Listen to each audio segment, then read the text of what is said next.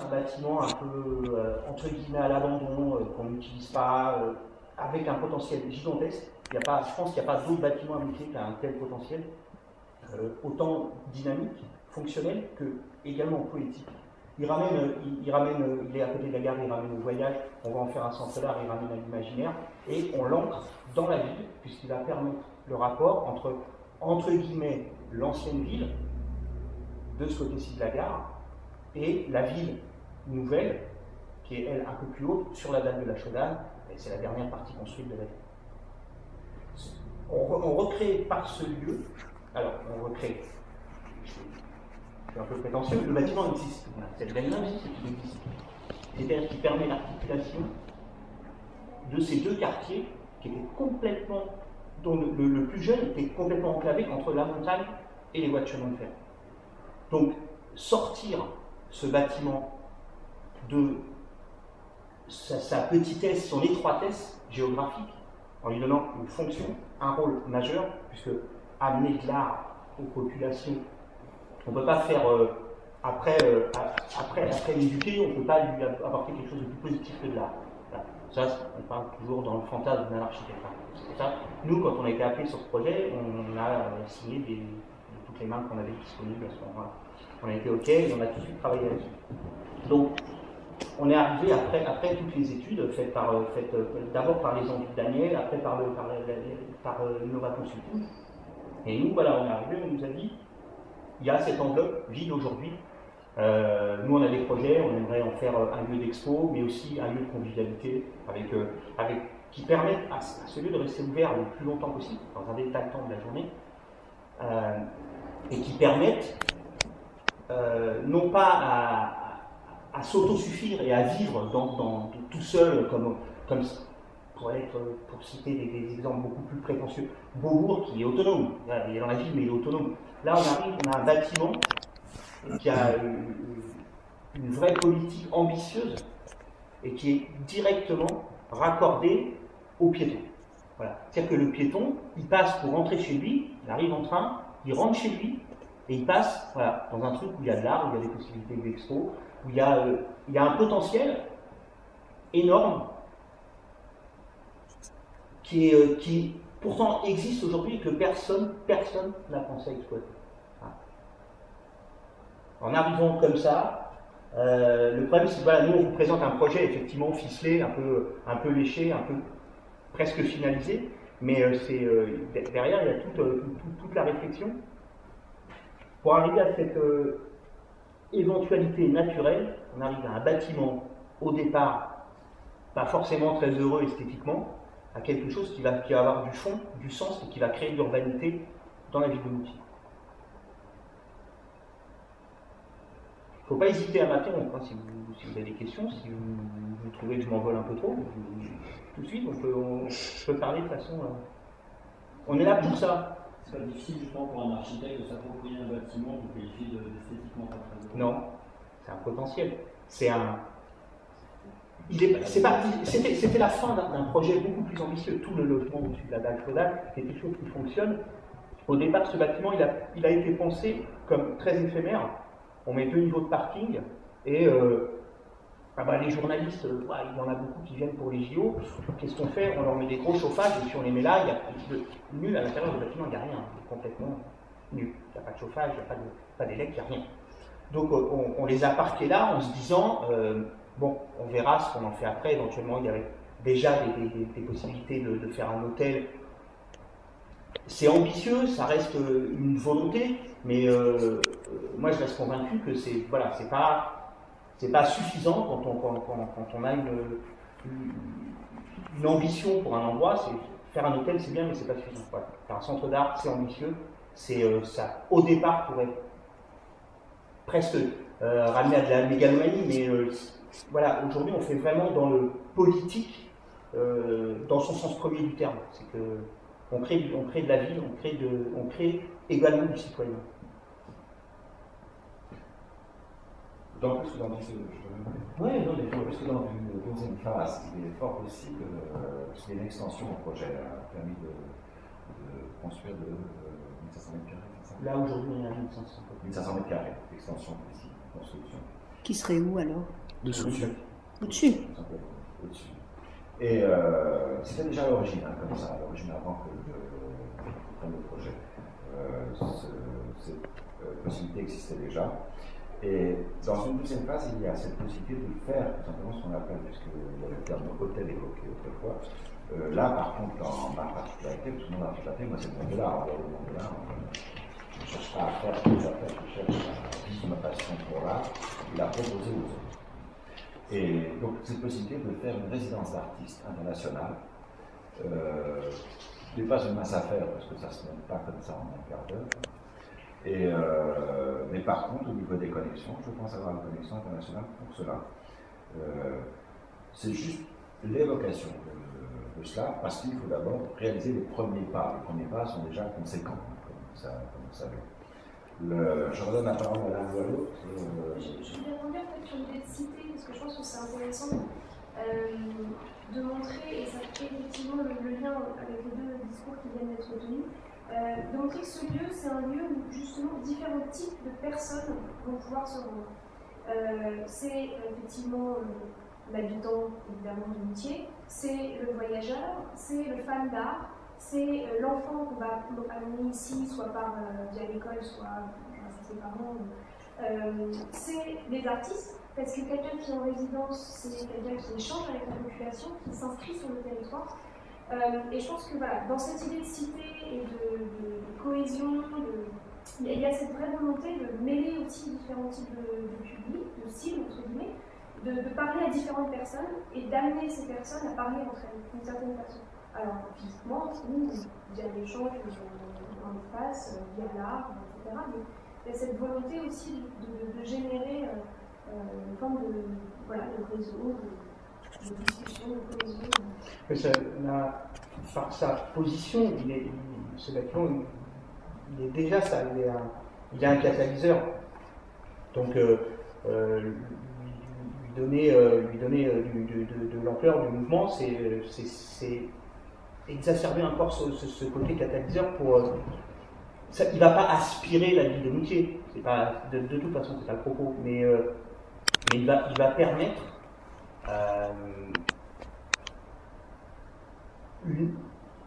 maintenant je ne vais pas trouver l'image adéquate, mais il va créer une forme de dynamisme qui va irradier en même temps sur l'ensemble de la commune. Pas seulement sur la dalle de la Chaudane ou le centre-ville historique. C'est quelque chose qui doit attirer. Je ne suis pas prestige, je suis désolé. Très maladroit, mais ça va attirer les gens des Trois-Vallées. Mais pas seulement l'hiver, c'est quelque chose qui va fonctionner à l'année. Voilà. On a entendu dire ici et là que ce serait un petit Martigny. Qu'est-ce que vous pensez de cette affirmation? Le but est de suivre les chemins de Janada, bien évidemment. Janada, vous connaissez tous l'aventure de Pierre Janada, qui est quand même une très très belle aventure. Et ce qu'il faut savoir, si vous voulez, c'est que Martigny n'a pas grand-chose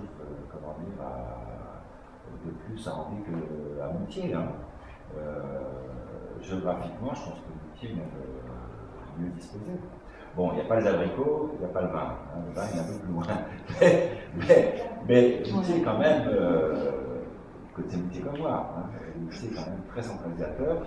Et le fait, si vous voulez, que les gens sont passés à Moutier constamment à côté de Moutier sans s'arrêter, je pense qu'il y a quand même pas des tonnes d'idées qui peuvent permettre aux passants de faire un crochet de 150 mètres, 200 mètres, et de tourner à gauche au lieu de partir sur la droite. Et entre autres, n'oubliez pas que j'ai cette histoire de sculpture dans la tête. Pour moi, n'oubliez pas aussi que j'ai un passé de 30 ans à la montagne. Donc la montagne, au niveau artistique, je commence à la connaître. Et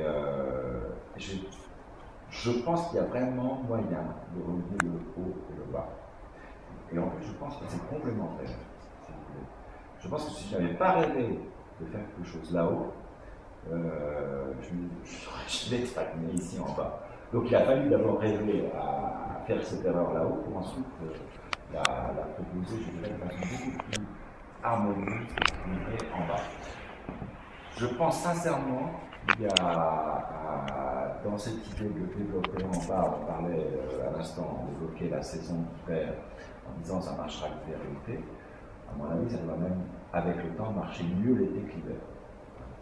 Il y a une facilité de départ pour l'hiver, mais le fait d'avoir une promenade comment dire, dans la ville en sculpture, après un développement dans des stations de parcours de sculpture, je pense que là où Laurent évoquait ce lien, je pense que le terme de lien est très fort sur ce lieu.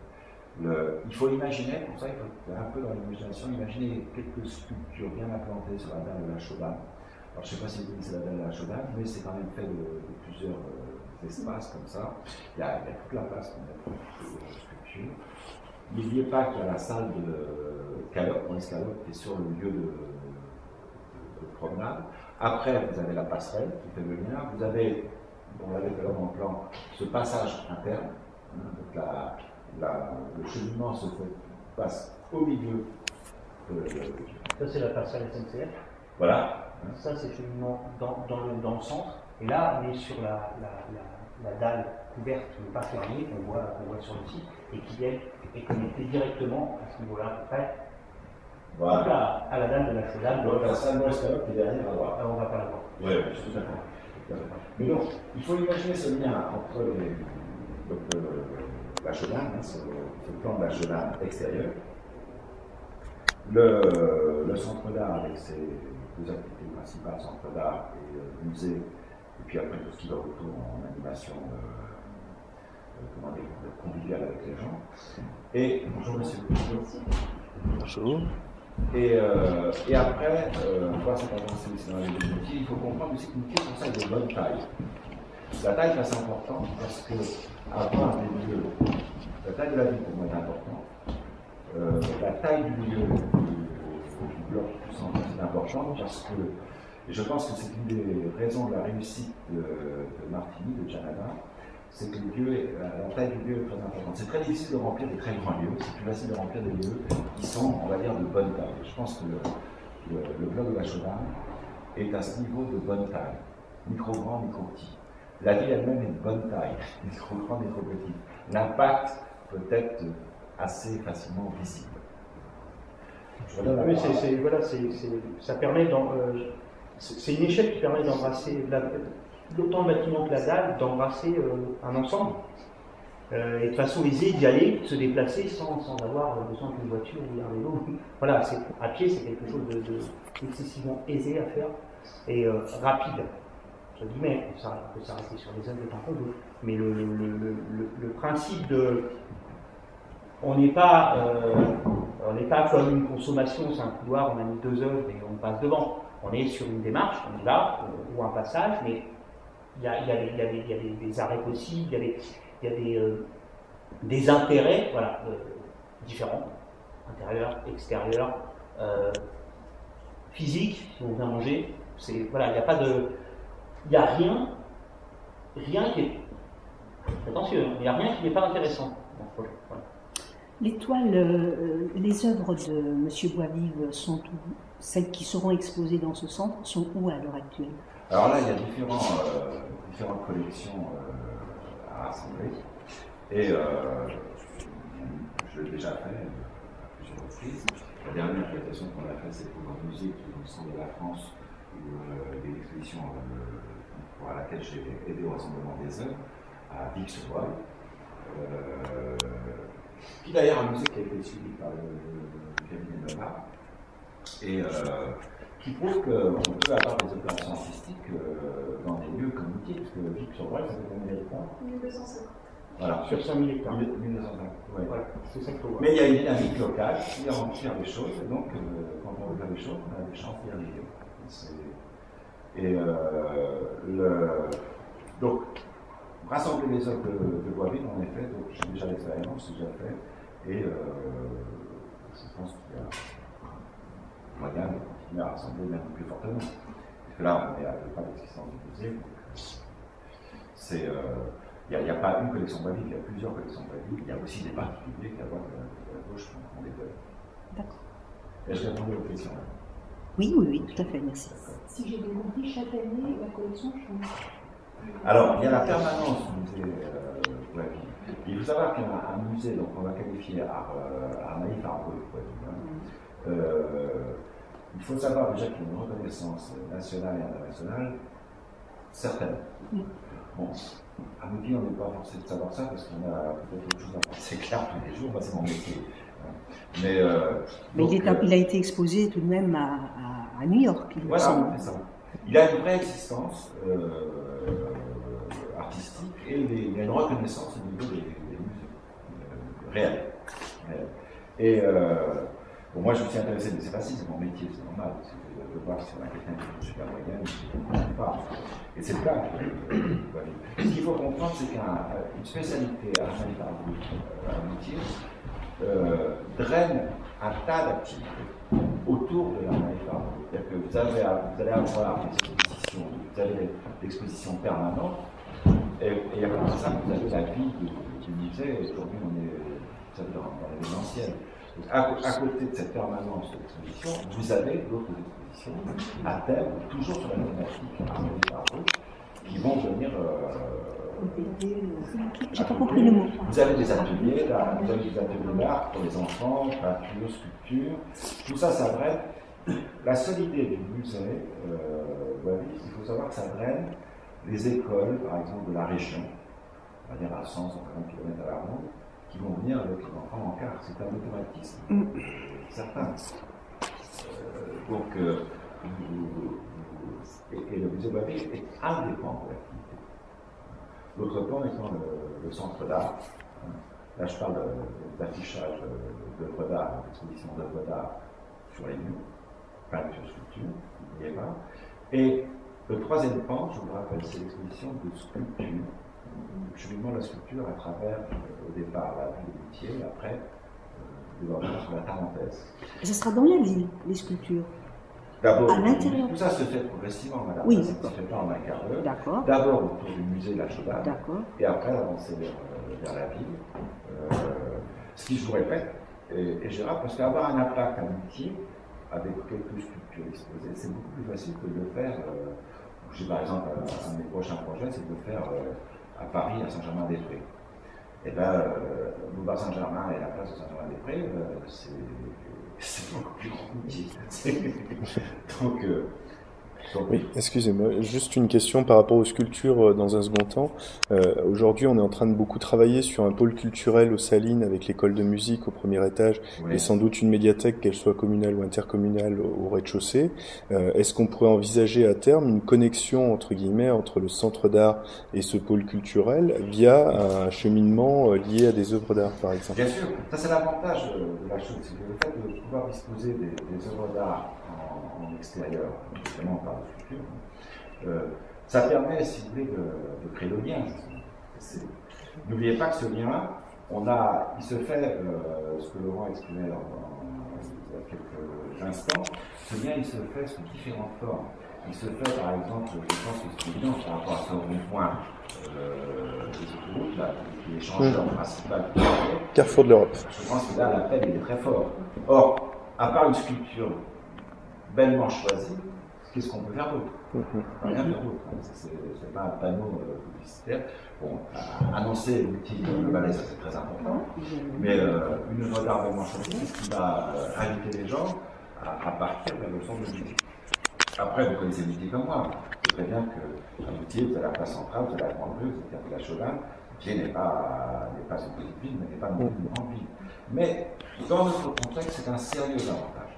C'est un sérieux avantage parce qu'il est plus facile de travailler sur des petites idées, on va dire que c'est des grandes unités. On peut développer un impact plus visible avec quelques pièces.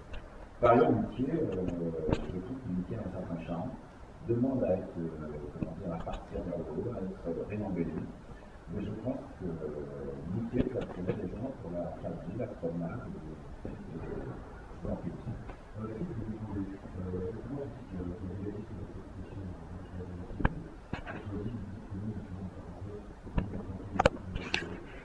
alors, quand vous évoquez le durée, vous connaissez ces gens qui ont été distribués, vous l'avez fait au projet qui s'y appelait, qui a été riche.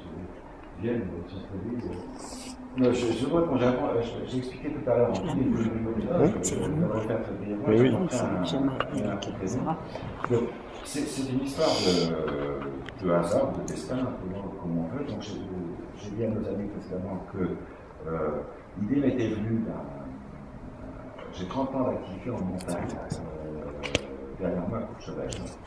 Et donc il y a à peu près 17-20 ans, j'ai proposé à Michel Ziller à l'époque de faire cette aventure qui ressemble à l'actuelle à laquelle nous sommes. Et à l'époque, je n'ai pas été compris du tout. Voyons, on voit ce que j'allais faire avec mon histoire d'art dans les montagnes, etc., de sculpture, de peinture. Et il y avait un seul gars qui m'avait compris, c'était Jean-Pierre Vial, qui était à l'époque maire de Bourget du Lac, qui avait entendu parler de mon histoire, de mon idée. Il m'a dit écoutez, venez, moi j'ai tout compris. On le fait chez moi parce que je voudrais développer, à l'époque c'était pas le cas, développer les abords du lac du Bourget. Et je suis partant, je le soutiens et on ira jusqu'à Bruxelles pour que ça marche. Et ça, c'est ça les choses. J'ai pas fait, j'ai pas donné suite. C'est comme ça. Cerveau. Je vous en prie. Autre question également, dans l'événement des jours qui fêtent, notamment à Genève ou ailleurs, vous avez quand même exposé devant tout ça, par ailleurs. Je sais pas combien. Vous exposez des talents vraiment qui ont une valeur sur le marché de l'art. Et aujourd'hui, bon, vous savez qu'en parenthèse, on a beaucoup de millions d'artistes. Est-ce que ceux-là auront une place chez vous? Bien sûr. Est-ce que vous avez encore la promotion quand tout est là? Mais complètement, bien sûr, c'est Bonjour. Je vais d'abord terminer avec complètement à votre première question, qui était pourquoi Amitié faire ce centre d'art. C'est parce que, si vous voulez, dans ma vie de marchand d'art, je suis un vieux marchand d'art, je suis un jeune papa. Ma femme et moi, Sarah Larnaud, que j'évoquais avec le film Amitié, on peut plus le dire. Elle a son premier enfant et moi aussi, donc voilà, un marchand d'art, un jeune papa.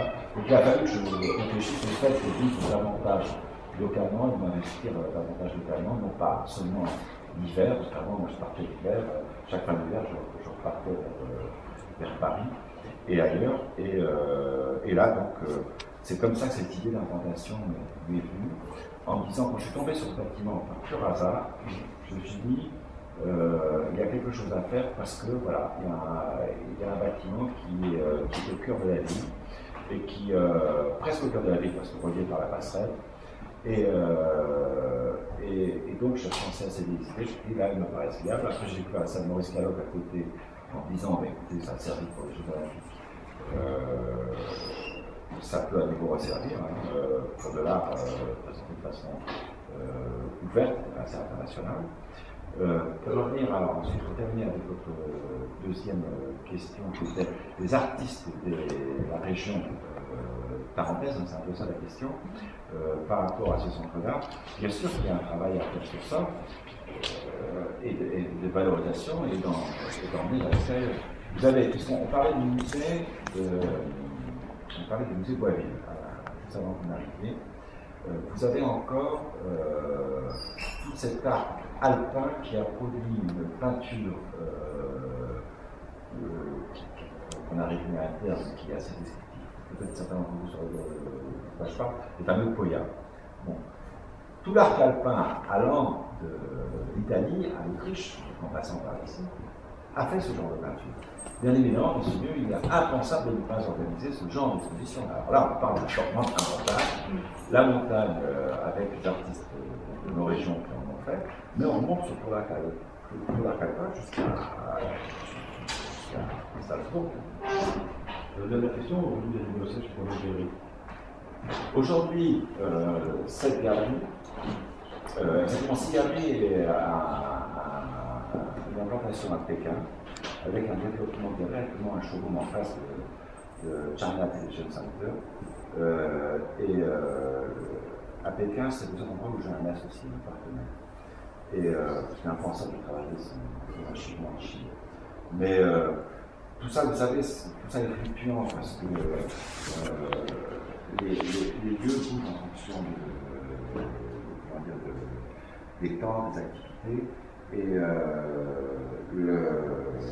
Les associations elles sont faites comme ça. J'expliquais que là, c'est un système en présentant sur sa compte, c'est un système mer-montagne que j'ai monté.